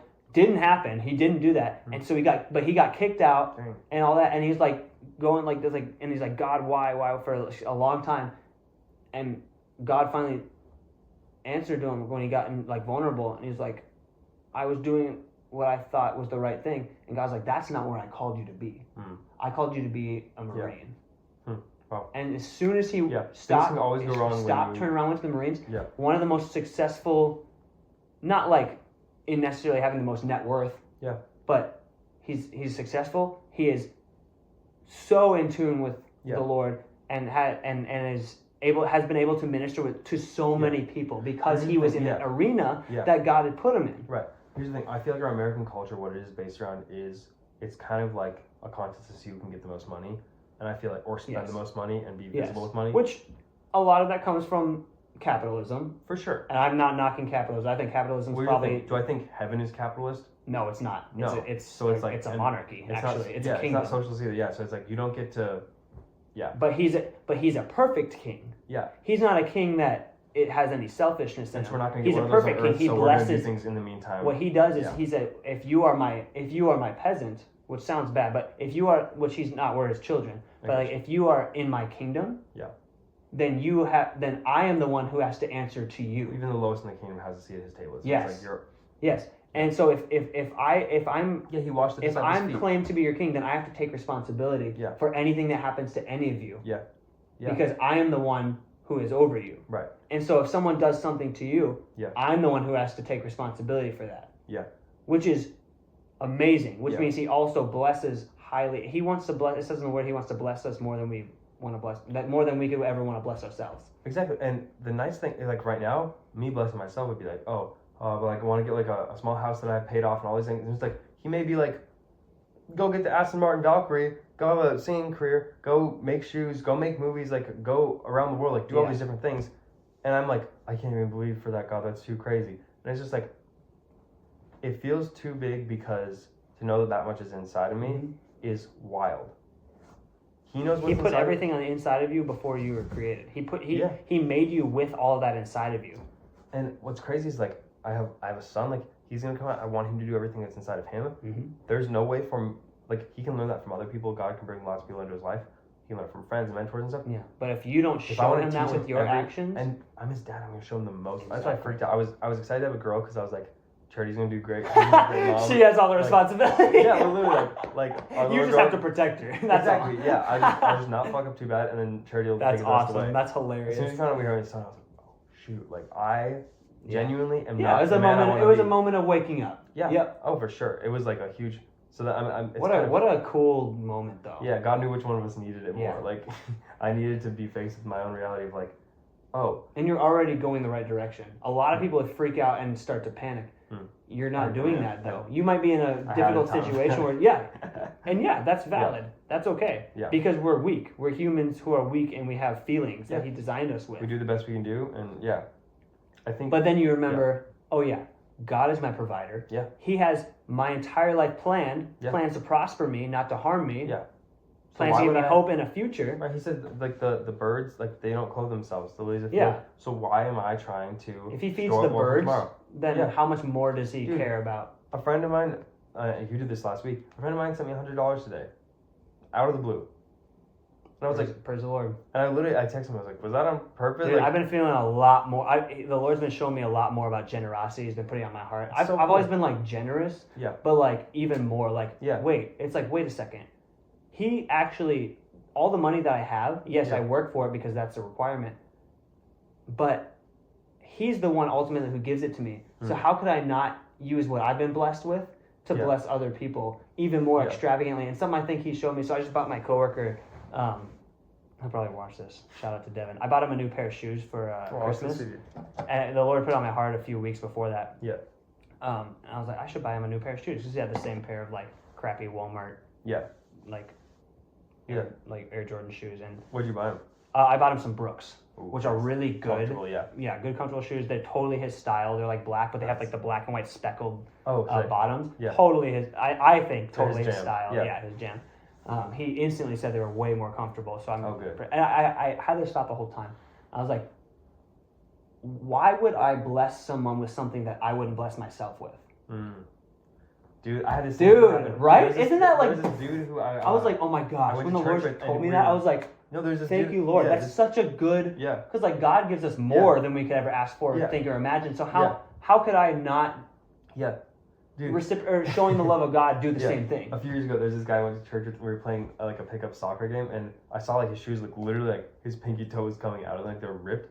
And I was like, all right, I don't know what point this dude's at like in life, or maybe he threw on his bad shoes, but like I felt like I should give him a pair. I'm blessed to be a blessing. And it was so funny because, and this is why like have good people in your life, because like I was gonna get him like a pair of like, I don't know, I was literally like Vans or Nikes, just like something just chill. something that's like this will be great. Vans are great, by the way. And I talked to Charity, and she was like, yeah, we can do better. And I was like, come on okay. now, Charity. Come on, wife. Literally, and I was come like, on, wife. I was like, all right, God. And the first thing that popped in my head was like, you should look up like what the best running shoes are of the year. And so like, I got bro some Ultra Boosts, like, come on now. Spent. I actually hated $180 on like. Yeah. But it was just like. Yeah, I spent. Don't I think God wants him to have the best? Like 140. Yeah, like don't I think God wants him to have the best? Yeah. Think Brooks did that much? They were the newest ones. Okay. Yeah. Dang. I mean, still like. Yeah. Dang. I would have spent more. That's the dope. Lord told me to do it. How I'm not gonna just obey that. And, it's like, and I don't want to cheap out. I felt peace doing it. I was like, right. Absolutely, I'm gonna spend this much. Are you kidding me? Yeah. Well, it feels peaceful to do the right thing, and by the right thing, I don't mean just like shut up and obey. Because I know that the Lord is the one who is gonna repay me Yeah. and bless me. Yeah. Because when you do it to the least of these, you've done it unto me. And His repayment is way better. Because like I think I'm getting repaid in life from any times that I followed God. The repayment is none. Me having tons and tons of money in my bank account. It's having parents that love me enough to let me stay at their place like indefinitely. Yes. Like that's whenever you need. Yeah. Which, how many people can say that? Like not a lot. No. Most parents are like, get the frick out of here. Right. Well, and like normally I would say like rightly so, you know. But even finding out, even finding out like all the stuff we have about how our generation has to interact with wealth in the American system, like you're not gonna be able to buy a house that's anywhere near average for another 10 or 15 years with good credit and a good job, like all this stuff. I heard somebody talk about how because of like medical stuff, like our age is gonna be longer because like we just a lot of things that will take people out. Medical advancements. But there's this interesting concept that was like, okay, maybe the human mind, part of you somehow either knows how long like living is possible or just like whatever, because like basically people who only live to 25 or 35, like when that was the median age, they would mature more quickly, even physically, like anyways, and we're just taking longer to get to where they now, were at. Now a quarter of their life may have been 15 or 20, a quarter of my life is 25, and so maybe I stay a kid until 25. That's why in Bible times people were getting married at like 15, 16 years old and having kids. To like not that long. Because at that age they were ready to do that. You're right, and we're I not just feel like to do that. I feel like there's for sure, even if it's just because of technology in society, there's for sure more of a need to spend time growing up, because our parents growing up, they had to go out and find out about the world, but we had like a lot bigger of a world to try and figure out before we jump into it. And there's so much distraction now. And our parents went on it for a whole lifetime before us to teach us how to do it. We are teaching our parents how to be on social media. Like it's very odd. Like it's like my mom will never learn. It's like learning to read. She still buys Instagram ad stuff. When people tell me they got something from the TikTok shop, I want to strangle them. I'm like, that's not a real. Hey, we sell our stuff on. That's TikTok not a real app. That's not actually going to come to you. I don't believe it. Like it feels fake. Most of them are not. I mean, some of them are real. Like we sell our stuff. But yes, completely. Instagram ads though are actually like I bought 2 things off of Instagram ads. I know I'm guilty of it. No, but like it's so easy to buy stuff. One was a Joe Burrow jersey, LSU championship jersey. It was not purple and yellow. It was like purple and gold. It was periwinkle and like neon construction yellow. No. So ugly looking. Oh, no. And it was literally Did you a return polyester. No, because there's some freaking place in China. I didn't know. I was so mad. Anyway, and then I got I tried to buy 2 hammocks that had like a netted like cover over it to like prevent bugs. Yeah. They came with no straps, no nets. What? They were like the cheapest material ever, and I was like, okay. I'm done. Like I was like, never and again. that's it. Yeah, that's all. That's all the experience. I was like, hey, fool me once, shame on me. Fool me twice. All right, I'm done. I guess. But yes, like thinking about like wrapping up that thought is like, we have more things to take in at once, and so growing up doesn't look like just learning to read, write, add, then be a good student, then be a good person at a job interview and stuff. Yeah. Growing up now learns how do I have a mixture of online and in-person interactions. I mean, with how do I have friends maybe across the world?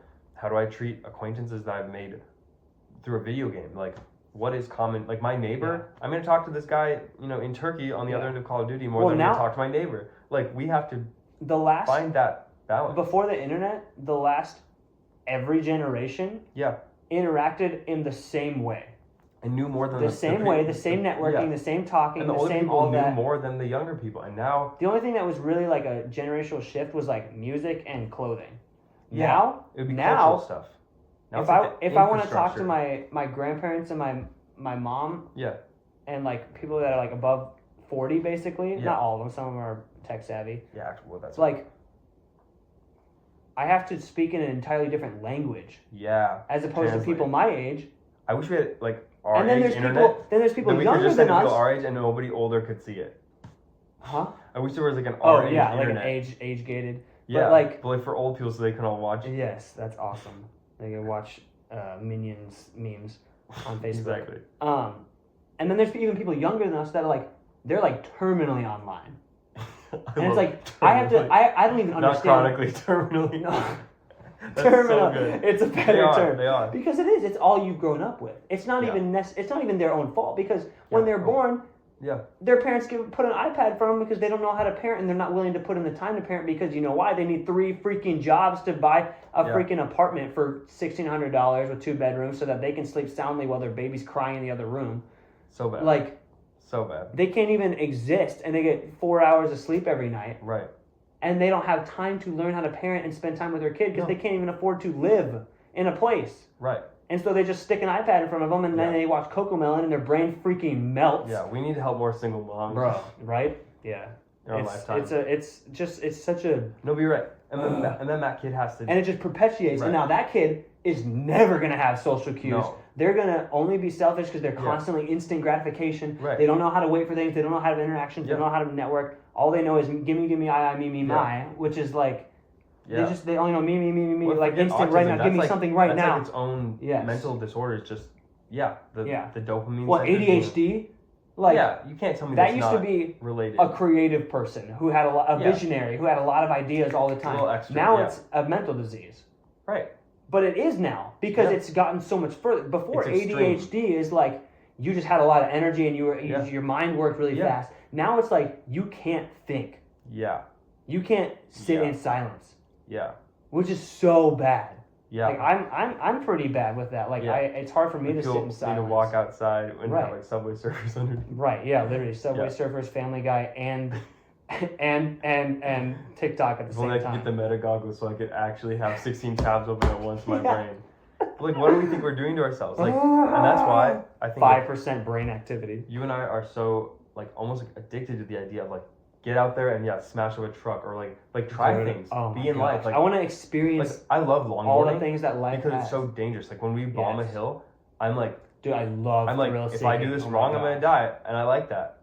I think I'm willing to do pretty much anything that's like crazy, dangerous, thrill-seeking, except for I haven't gotten to the point where I think I'd be willing to do like the like rock climbing on like the cliffs and like you know where people set up the tents on the side of the cliffs. I am not there. Like what? No thank you. How do you trust your tent to stay up? I guess you're at that point where it's like, dude, imagine I'm gonna do it, and if I die, it'll be quick. Crazy. Well, it's like if I die, I'm gonna die quick. Oh, yeah. So it's like you just go do it.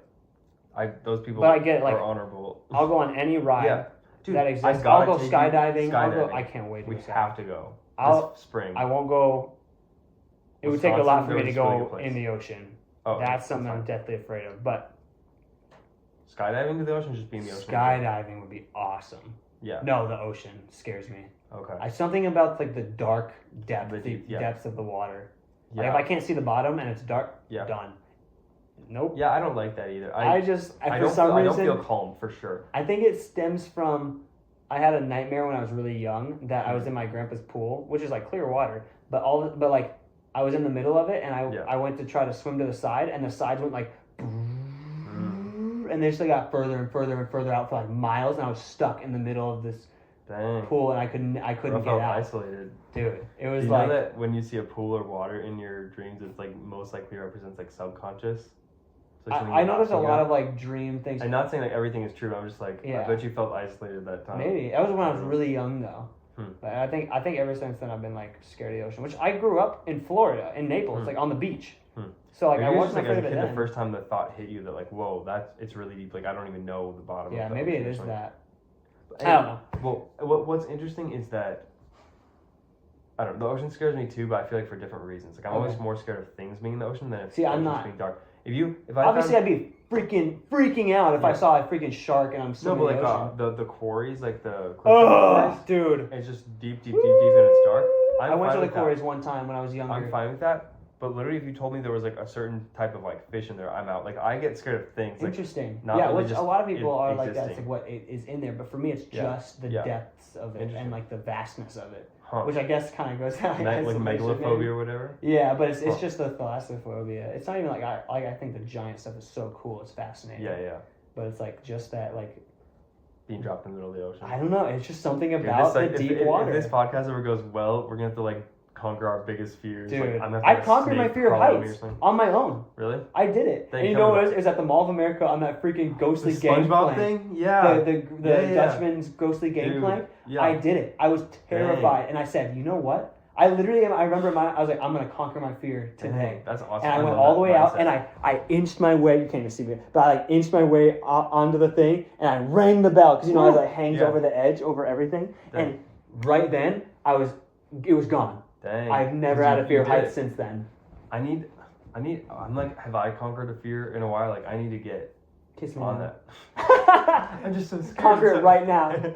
Fear of gay. That's actually funny. I've never been afraid I'd like it. I've always been like, yeah, not for me.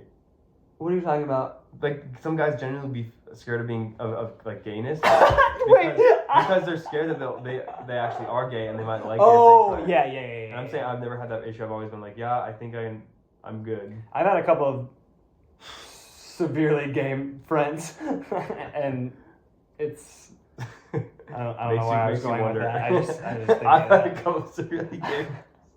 I've slept in the same bed with one of my gay friends in San Antonio. I went down for Thanksgiving and we had a great time. We didn't sleep together, but we slept together. Yeah, I mean, easy, obvious. Well, technically, we both slept And no, he didn't try to cuddle me or anything. There was nothing weird. So we found out later. I did feel a little bit weird. Gay, that we both like cuddled with, I'm sure. Like, remember when we all in John's basement, we all laid on top of there wasn't a basement. It was on his bed because he had a giant, massive, king size bed, and we all like dog piled on each other and fell asleep. Yeah, dude. It was 7 of us. It was great.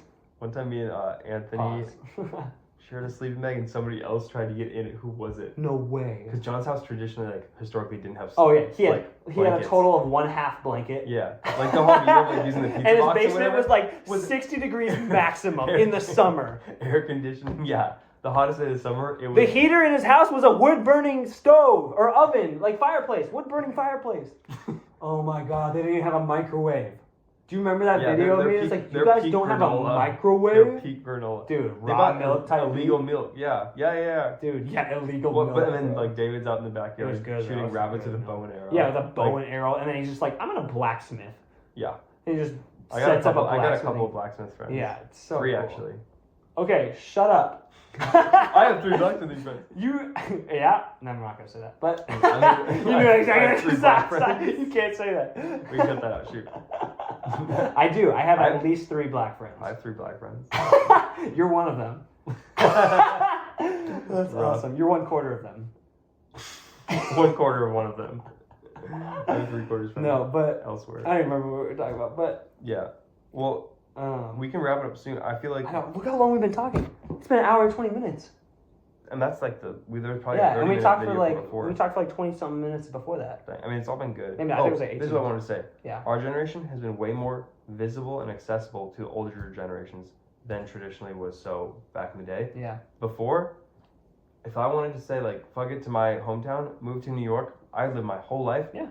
Unless I wrote letters, nobody from back home knows never ever. Right now, just completely disconnected. I have to post some meme about SpongeBob.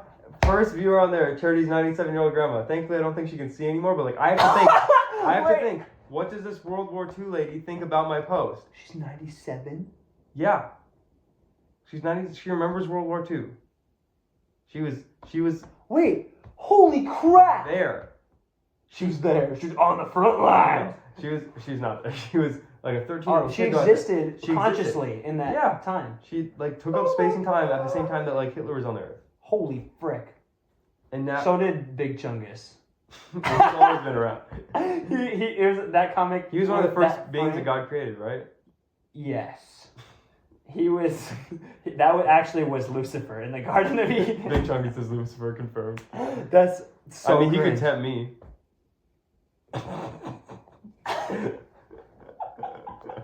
You just like get a load of this Chungus. You want some more of that? Did you know that Big Chungus, that frame? It's like one frame in this episode. It aired in like 1942 or 3. Really? So there's a chance that Hitler could have seen it. Oh my gosh. We'll never know. We'll never know. Well, basically, on that point, now our grandmothers, our great grandmothers, our mom, like all the people that we would have to like disappoint or not, like they all can see a lot of what we're doing, especially online. And there's like digital footprints for everything. And because of that, and because of the fact that you FaceTime, whatever, like it used to be, again, like if you got a note from your son every month, you were happy, you're in good communication. Now people expect you, like, I don't have your location. Why didn't you text me back yesterday? Like, you need to, like, it's expected. Like constant. If that communication goes dark, that something's wrong and like something happened. Especially as a teenager, like I would get like 17 calls from my parents, like because I was 10 minutes, like I was home 10 minutes late. Yeah. And I guess what I'm saying is like, but it's back harder, then it was like be home before dark. Right. It's harder to live life with an audience. It's hard to be yourself with an audience. It's hard to say what you want, what do you feel like. It's hard to sit and think as yourself because you're thinking, okay, I think this person thinks like. You're constantly berated by thoughts of, I need to appease everyone. Appear better to everyone in my life that is involved in my life. You've seen the meme where it's like all the angels around the whatever. It's like all of my my lineage watching me like fumble with this baddie or whatever, or like all my whole ancestors waiting to see if I clutch up for the end of this game. That's so funny. Yeah, but Fortnite dub. But we like actually genuinely have that with all of our.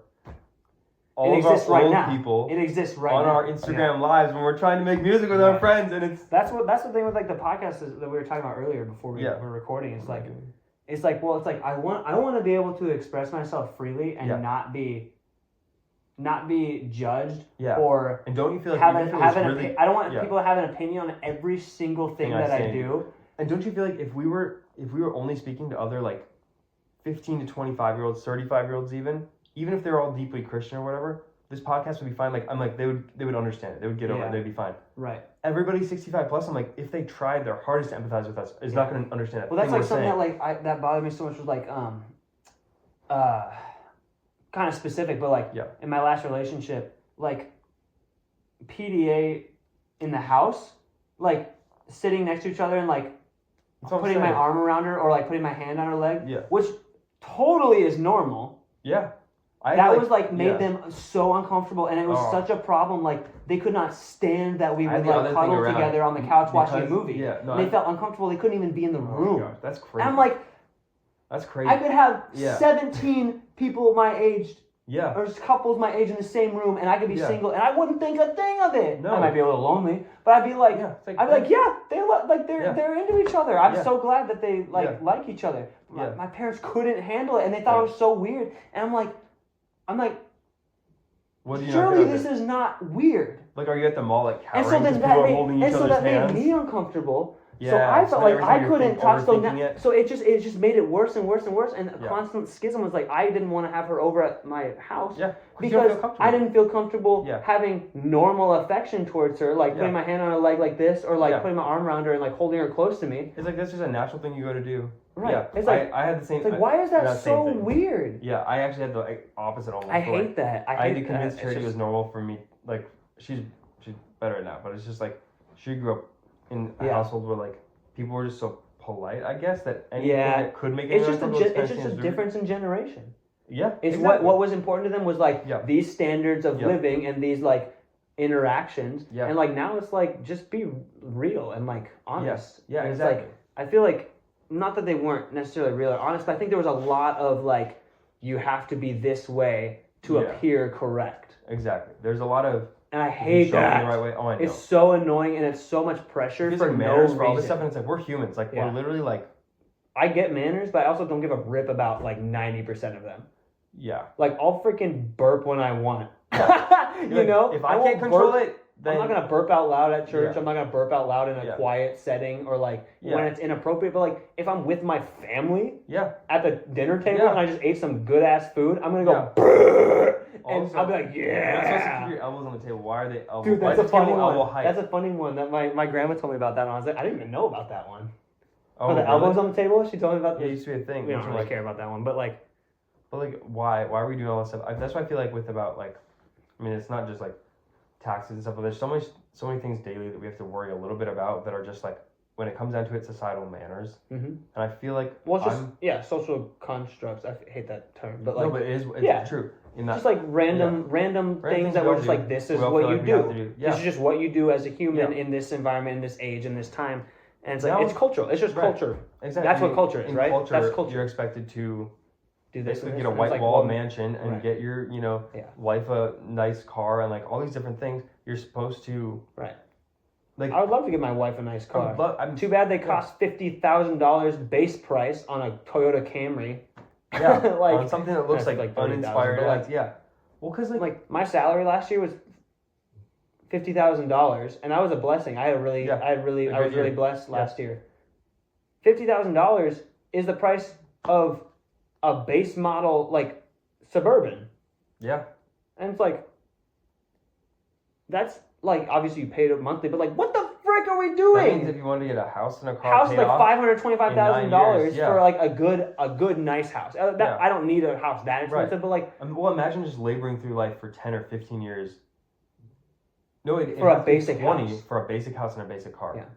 That's why we're all like, oh no, I'm not going to do that. that's why you do what the Lord That's tells why you, we're and all He like- will provide for you. Exactly, and like I'd rather take his way than my way, because at least if it's hard on purpose, and it's hard because he's leading me to something better. It's not just hard and it's not ending. Like it's not just me making my own mistakes. It's like me making mistakes in the hopes of following God more closely, which I Yeah. just think is more worth it. Yeah.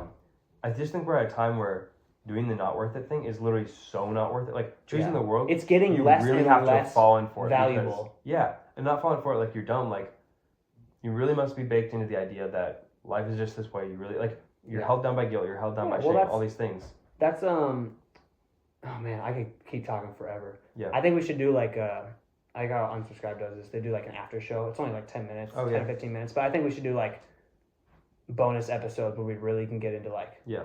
like We should end it and then pause. 'Cause I yeah, gotta pee, and I then do we'll too. I do could it be after. so bad. All right. But, Well, like, let's just like wrap No, it but up. seriously, like, and I wanted to go into like the internet with talking about like what the social norms. Yeah. And like the Yeah. culture is like, well, because of the internet, you see every cultural thing Possible. possible, and you see what all these cultures are Yeah. like, and so now you're like, oh, they do it this way. Mine are We just do it as this funny way. and obligatory as theirs. Exactly. And That's so really the now point. now it doesn't matter. Yeah.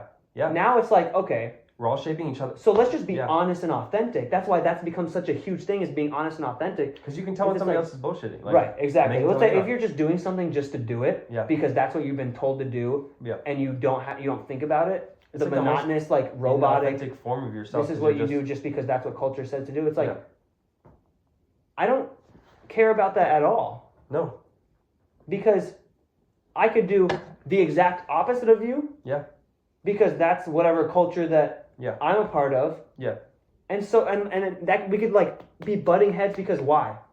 Because why? Really What why? if we both have most of the same interests, but our Right. cultural situations Yeah. have us doing exactly opposite things, and so now we hate each other. Yeah. I even heard somebody saying even that though the we're other someone day, that, they're like, if we talked one on one, Yeah. we might get along so well. right. I had this guy the other day. He was saying how like he's like, I remember just having like this like For something you don't even believe in. Right, he had this anti-war stance since he was like 17. They're like, oh, why was that? That's interesting. And he's like, I just like, we were talking about going to war, I think 9/11. It just happened, and I hopped on Call of Duty, and I was talking with this guy, and he was from like Yemen, and we were just like, well, that'd Wow. be funny if both of us get sent to war, we're going to be fighting each other. And he's like, Whoa. from that moment, I was just like, oh, I'm never going to go to war. Like, I'm a pacifist. Like, Yeah. that's not going to be my jam. Like, he's just a dude that's just Because like, he I'm met dual. a guy on Yeah. the other side and Exactly. realized, oh, you're just like me. You're Exactly. a human being playing a freaking Call of Duty video game, Exactly. and we're both having fun doing this, and we're both dreading war. Yeah, exactly. And that's how I feel right now. Like, I mean, with the TikTok ban, all that stuff, it's like, I want to see people on the other side of the world. Yeah. Now that I've talked Because to you, I've heard they're your people. voice. I've seen Yeah, that you're a real person A real to me. person. Yeah. I would be devastated if I saw you, Right. if I got sent to war and had to Saw you on shoot the other side. Well, now, because people the only way I think they could get other people to go to war was to be like, they're so different from us. They're evil. They're less than human. And that's where racism comes from. Is just like, Yeah. you need to kill them or they're gonna kill us. And right now I'm like, kill or be killed. The only reason that they're trying to kill us is because their leaders have said you need to kill them or they'll kill us. It's all just this like infighting mindset. Like it's like that. It goes back to like that tribalism. Right. We all can love and forgive each other. It's like It's like stay to the people that are like you. Yeah. And it's like no. And go experience other people because something it opens up your perspective. Trying to make us all feel that way. Yeah. When so much leans towards war, when so much leans towards burning us out, like no wonder people are crashing out on the highway. No wonder people are angry and insane all the time, yelling at customer service representatives because they're pushed to their very limit. There's no more stability. Yeah, exactly. There's nothing that makes sense anymore. Time or extra money or extra brain cells. Like there's nothing. And again, I think living without half our memories, like a huge amount. Oh my gosh, that's a huge. I'm gonna remember that. I'm gonna really cut back on. It's got to change the way that you live. A lot because if you think about it, if you are kind of living based off a collection of memories and experiences, if a bunch of those are dampened, you're not even living like yourself of the things you've actually been through. So then your mindset is living differently than your body's living. It's like you may feel like, wow, like your body could be like, no, we're shutting down because of all this like fear and stress and trauma. And you're like, I don't even remember that. I just remember that I'm on TikTok today. I just remember this thing and that thing. And like, if you're out of sync with your body like that, you're gonna have a time where like, around the corner, all of a sudden your health takes a dip. All of a sudden, your weight skyrockets, or all of a sudden you feel depressed. Like that thing's gonna swing one way and then it's gonna swing the other. And like I've had that happen before. Now it's kind of like, oh yeah, I haven't been living as me. And like, I mean, I have no idea what I'm gonna do as a parent, but like I'm not going to. No one does. Just say. Not one parent on this earth has ever. Well, that's true. Has ever known exactly what they're going to do as a parent. And if they do, as soon as that child is born, it all goes away because this child is going to be exactly the opposite of what you have in your mind. Yeah. Suckle on your mommy's teat. Well, that's what makes me want to like ease off on the name too, because I think before I had this idea that it had to be like an exact extension. You should name him Bartholomew. Bart. I named myself Bart at the bowling alley when I went last time. That was great. I feel like, because like maybe if I think it too much has to represent me, it's just like kind of like too much ego wrapped up in it. Like, like it's my son, it's got to be my choice, whatever. I kind of feel like letting him be his own person is just being like, all right, whatever name he has, like he'll make that as a person who he is. Well, just obviously like just ask the Lord, like, what do you see? Like, what is this child supposed to be? Yeah. Who is this child? Not what. Who is this child supposed to be? When Charity asked God that, and she heard Ezra, which we were saying it could be a calling, could be a name. Well, you need to ask. Now you need to ask so you can come into agreement. I just like NOMAD, but was Ezra a nomad? Strongly just like probably. I think he's a prophet, right? A minor prophet. So Ezra was the dude that it was when they were captured in Babylon, and then they released him to go back and rebuild the temple. Yep. There was two guys. There was Nehemiah, who was the prophet who said they'd go over there. And then he led the charge of the Israelites back to the old city. Okay. Everybody decided they wanted to build the temple right away.